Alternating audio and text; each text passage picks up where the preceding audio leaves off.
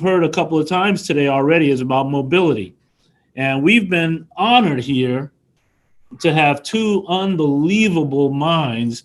One of them, some of you might remember a couple of years ago, we had the incredible presentation from Peter Norton that talked about mobility as well as just how cities are evolving, and he focused on Harlem, and it was just extraordinary. We were all gripped, and he's been kind enough to come back as an encore, and I couldn't be more excited. And then we have Naomi, who's on this call, who's been, there's probably no tougher spaces that she works in when it comes to mobility, so she's going to have a chance to, add her voice to this whole thing. We're going to start with Peter and get this moving, but pay attention, folks. This is some deep stuff, and I'm excited to hear the presentations. We'll be looking forward to your comments and questions in the chat. Go ahead, Peter Norton from the University of Virginia. He crosses both mobility, engineering, social structures. He's this Renaissance guy that is amazing, and he's my good friend. Go ahead, Peter Norton. Thank you, Clayton Banks, very much for that introduction. It's a great pleasure to be here. I feel profoundly honored to be sharing this session with Naomi Mwaura of Nairobi's Flone initiative. What an amazing thing. I've only just been learning about it in recent days, and I think the world has a lot to learn from her. And I hope that we and the rest of the world pays attention to what she has to say. I want to share a screen with you. And I believe I'm screen. And I want to say what an honor it is to be here at Advancing Technology. Right? Have I got that right? I got something wrong with this title, don't I? It's Advancing Humanity. Now this is a big difference, folks, and it's easy to miss.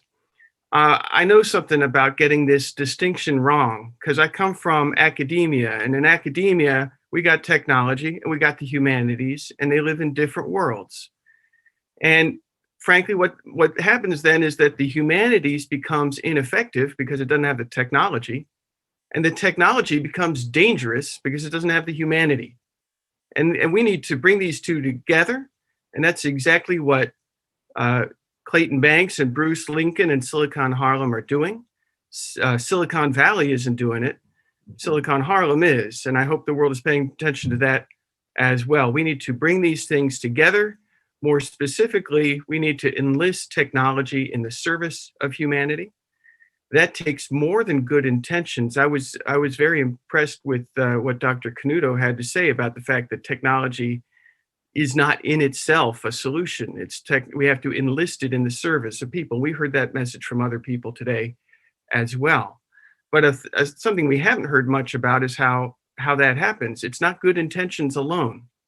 It takes power. And I can tell that Clayton Banks recognizes that. I think there's a radical side to him that he doesn't show off. But I can tell because, how do I know? Because he's been empowering people ever since he went to work for Silicon Harlem. And unlike a lot of engineers and technology people that I know about, Clayton Banks knows that it's more than data, it's stories. Stories tell us what the data mean. I know that Clayton Banks gets this because on his long resume, he's got, to his credit, a project called More Than a Map. And this is a project that reconnects lost history. We heard an elected official speak earlier today about how textbooks erase history. Well, then the question becomes, how do we bring it back? And technology can do it. Clayton Banks has shown us one of the ways in which we can do that. I want to contrast that with an event that happened where many of you are 56 years ago, called the New York World's Fair. This was not about technology enlisted in the service of humanity. This was about technology for technology's sake. This was gee whiz technology. Look at how amazing our technology is kind of technology. And as sort of harmless as that appeared, it's actually a very dangerous message to offer in a world as profoundly unequal and divided as the world of that time and the world of this time today still are, right? This is the leader, Robert Moses. He was behind the New York World's Fair. He was president of the New York World's Fair, and this was going to be a big techno show-off event, not technology in the service of humanity, but technology for technology's sake. Well, this was not necessarily the message that every New Yorker wanted to hear, because Robert Moses was the man behind the Cross Bronx Expressway. The Cross Bronx Expressway serves suburban commuters at the sake of local residents of the Bronx, and this is them putting it through. And Robert Moses, people don't know this, but Robert Moses wanted to do this to Harlem too. That red dotted line you see right through Harlem there on the screen, Harlem Expressway, that was all part of Robert Moses's plan. The only reason he didn't get to it is because he ended up doing so much stuff that he overextended himself. But this is what Robert Moses had in mind for 125th Street, to turn it into another Cross Bronx Expressway right there where that blue circle is, right? So there was an answer to Robert Moses and his New York World's Fair plan, and it came from Louis Lomax, a pioneering journalist who said before the World's Fair opened, inspired by the sit-in movement at lunch counters in the South, he said, let's draw attention to this inequity. Let's draw attention to the fact that the World's Fair wants to show off science while neglecting our real human needs. Let's do that. We'll adopt the sit-in strategy, but we do a sort of Robert Moses version with cars. He said, let's have a stall in.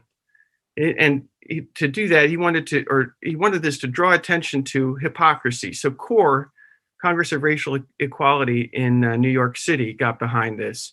They wanted to contrast the real world of inequality with the fantasy world of technology that was being presented at this World's Fair, right? And they were going to call this a stall in. You can see that the issues at the top of this poster, at the top of this advertisement, are issues that are still with us, and issues that could be addressed with technology if it's put in the service of humanity, right? The idea was you're going to have a lot of volunteers stall out their cars at these strategic points. Nobody was going to be able to get into the fair because all the access roads would be blocked. And this is, to me, a radical and inspiring example of people who recognize that to get technology enlisted in the service of humanity, you have to work with power. And these were people who knew what they were talking about. So Brooklyn's Congress for Racial Equality came up with a slogan for this: drive a while for freedom, on opening day of the New York World's Fair when President Johnson was going to be there speaking. All right. And Life magazine wrote up a critical article about this. That's a picture of Robert Moses on the left that CORE was saying, this is the person whose attention we're trying to get. Life magazine showed those three local leaders, and I'm going to zoom in on these three because I think they should be restored to history more than they have been.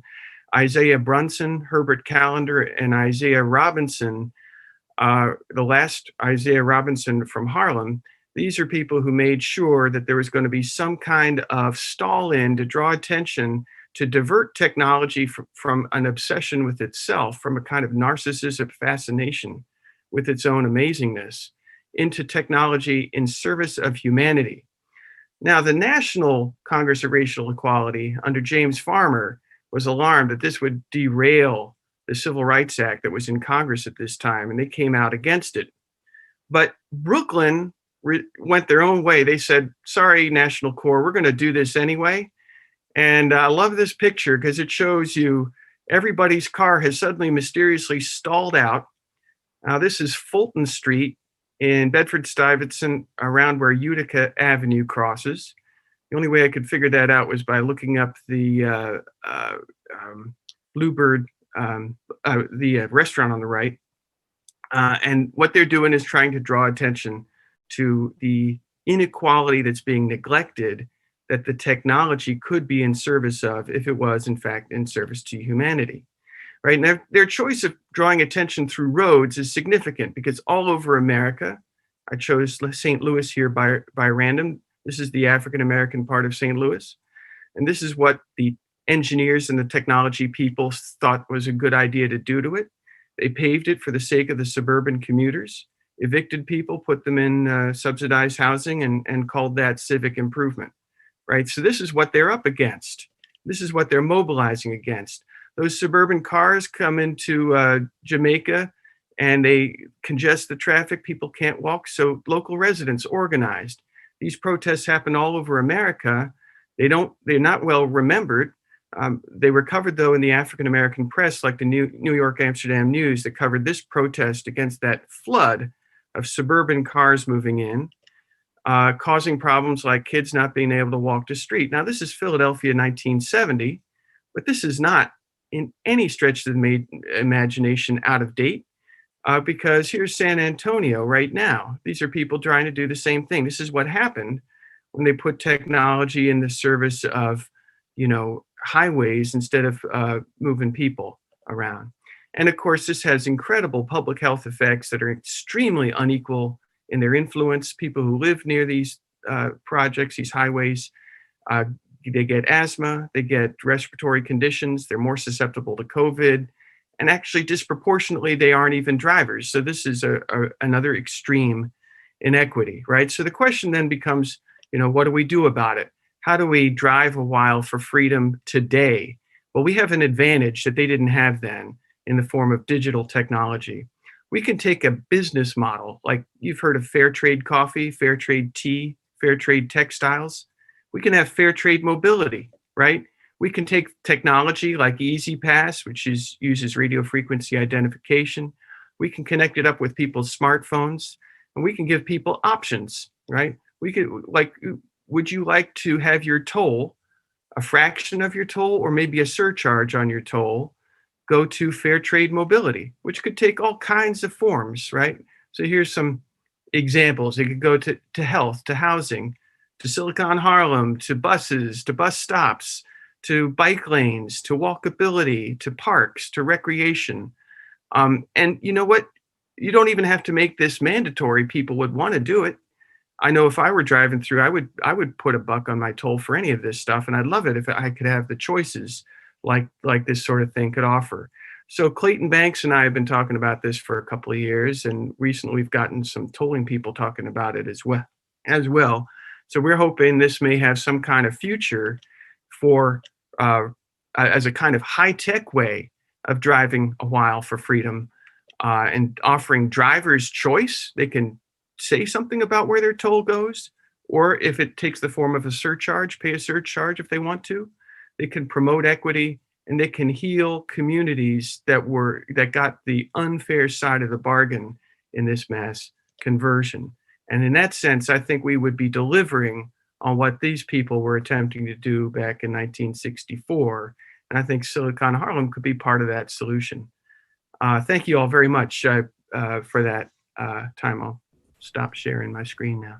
Well, I'm just going to speak for everyone on the on this Zoom platform and tell you, Peter Norton, there's been a lot of great comments made on the chat, and certainly I try to tell people Peter Norton can tell a story, and that was a heck of a story. That was excellent. We're going to get back to you in a moment. Please stay on.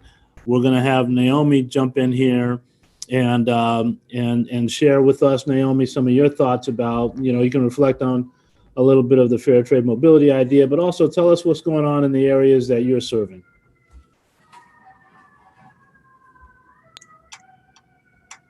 We got you. Thank you.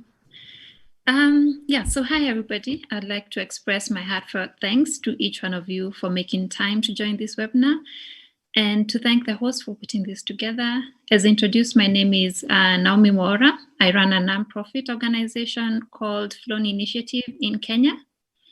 And Flone Initiative is a Pan-African women-led organization that generates knowledge, convenes inclusive dialogues, supports women in transportation, and builds capacity of stakeholders to contribute to the realization of an equitable mass transport system in Africa. So let me start by saying that transport is and has never been just about transport. It's about connecting people to each other, connecting us to our jobs and to our social lives.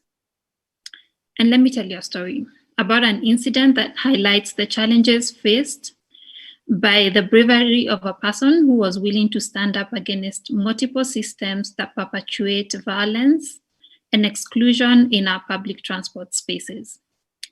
So the story is about a young girl called Doreen, who had been fatally pushed out of a moving public transport vehicle. And unfortunately, Doreen did not survive the fall. And it later emerged that the public transport vehicle was owned by a traffic policeman who frustrated efforts to report the incident. And I wish this story ends here, or I wish it has a happy ending. Unfortunately, last year, the same public transport vehicle was involved in yet another incident where a 20-year-old commuter was fatally pushed out of the same vehicle. So it emerged that the vehicle had been released, repainted, and was back on the road. And why do I share this story? It's because as mobility experts, our work can be a matter of life and death, and sometimes in the most cruel way. And as part of Flone's mandate, we bring together stakeholders to work out what is our shared future in transport, why does it matter, what are the drivers of change, and how can we build a public consensus that can sustain itself over time? And I would like to really emphasize the building a public consensus that can sustain itself over time. And technology in this instance should inspire to move us from a siloed thinking to a more integrated approach, informed by research, policy, and the experience of users, and especially vulnerable groups who are using public transport. Now, as soon as we see transport in this wider and more embracing way, it raises some profound questions. What is working? What is not? What do we want in terms of efficiency? What do we want in terms of fairness? And what do we want in terms of inclusivity? Making technology more responsive to the needs of vulnerable groups requires a structured approach to understanding their needs, identifying instruments to address those needs, and analyzing the cost and benefits of these tools. And it also requires vulnerable groups to be represented at each step of the transport investment planning and design process. At present, I think I can confidently say that there is no systematic inclusion procedures for for transport and technology and vulnerable groups. And this is in terms of training of professional, participation of users, nor in the design and planning of technology. And I've been listening, and there was a bit of mention about COVID-19. And there's been a lot of discussion, even in my own country. Like right now, we still have a curfew. And I've been asked to give a couple of talks about COVID-19 and mobility. And my word has been, let's not waste a crisis. We are at an opportune time to rethink our public transport model and develop one that is agile enough and uses technology to adjust to not just this calamity, but also similar calamities that might come in future, but at the same time guaranteeing public safety and uninterrupted movement of people. Lastly, we cannot be Flone if we do not emphasize that it is imperative that we ensure that equity and inclusion remains a key consideration during this time.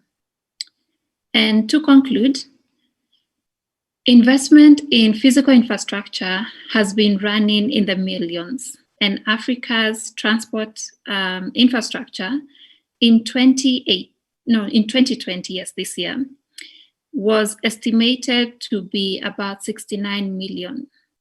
But the soft infrastructure, the social, legal, regulatory, and governance frameworks that are just important have been left out.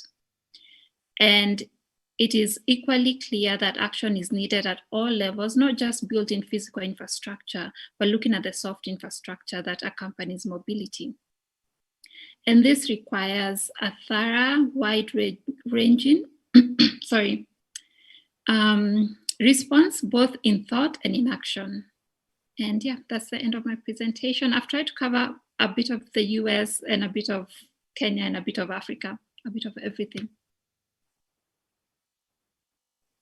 We certainly thank you for that, Naomi, and I thought it was a great presentation. I'm going to flip the script here a little bit, and I'm going to turn it over to Peter Norton to actually ask or have a conversation with Naomi. And Peter's been surprised on this because I didn't prep him for this. But Peter, if you don't mind taking over the conversation, you and Naomi have a few minutes left. So if you can just have a quick conversation. I know you were listening in on her and she was listening in on you. Why don't you two have a conversation?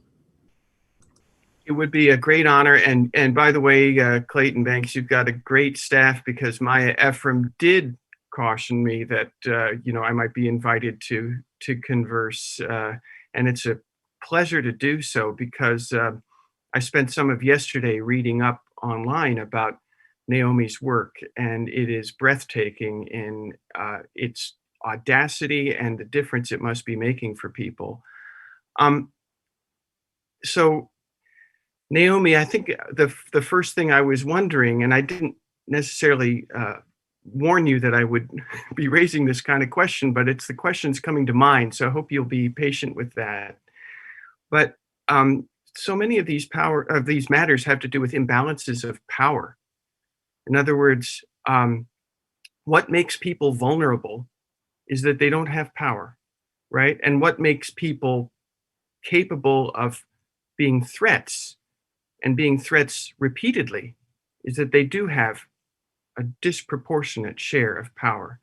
And I wonder if you can comment on ways you have found to shift balances of power. Have you found ways such that people who have not had power have some, or people who have had a lot of power have more accountability? Have you found things that can shift these imbalances?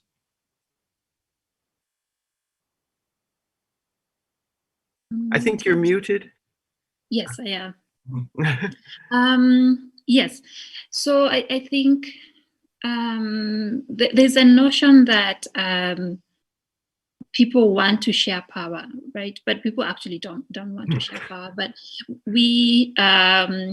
I would say that we've tried many things in order to change the power dynamics. Some have worked, some have not worked. We've tried use of technology, we've tried using media, we've tried using campaign.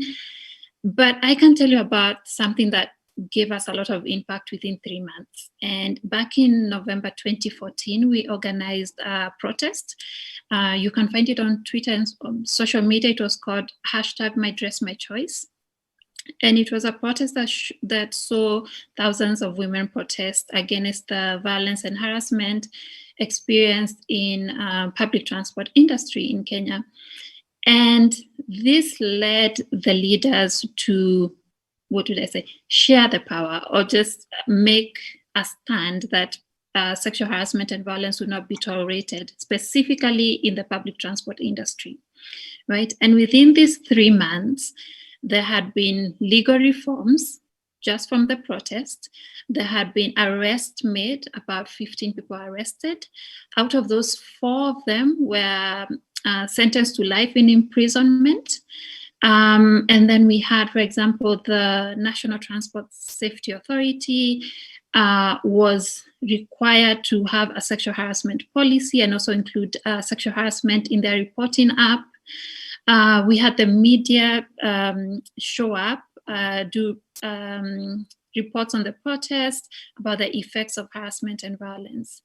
And so I'm not advocating for protesting, but I'm saying that is what has worked, to the point that, for example, we had public transport organizations come and apologize to the women of Kenya for having let harassment and violence continue happening. Right. So that's what I would say about it. Again, I would say I'm not advocating for protest, but I would say that what has worked for us. What an amazing story. This is something the world needs to hear about, because power imbalances, of course, are everywhere. And, you've shown a way to address them. Now, I think there may be others who have questions they'd like to ask Naomi.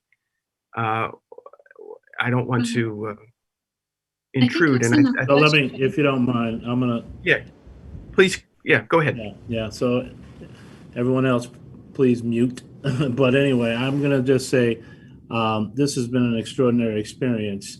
We don't always talk about mobility when we are in these sort of technology conferences and summits. And so to have that added into here, as you were able to do a couple of years ago with us, Peter Norton, it just reminds us of how important this is, specifically in places like Harlem. And so you and I are going to continue to work together to push this forward. And I encourage everyone, if you have an interest in this, we're going to need more voices to the table to push fair trade mobility. And same goes with connecting with Naomi and trying to support her initiatives and do what we can to make this a worldwide movement. So I want to thank both of you for your expertise, for sharing so much with us. And there's been a lot of chat going on, so we'll be following up with both of you. But thank you. Really appreciate it. We're going to keep the agenda moving.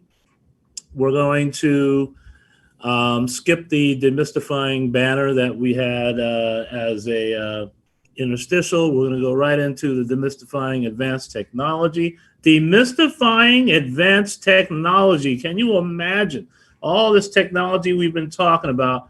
How do we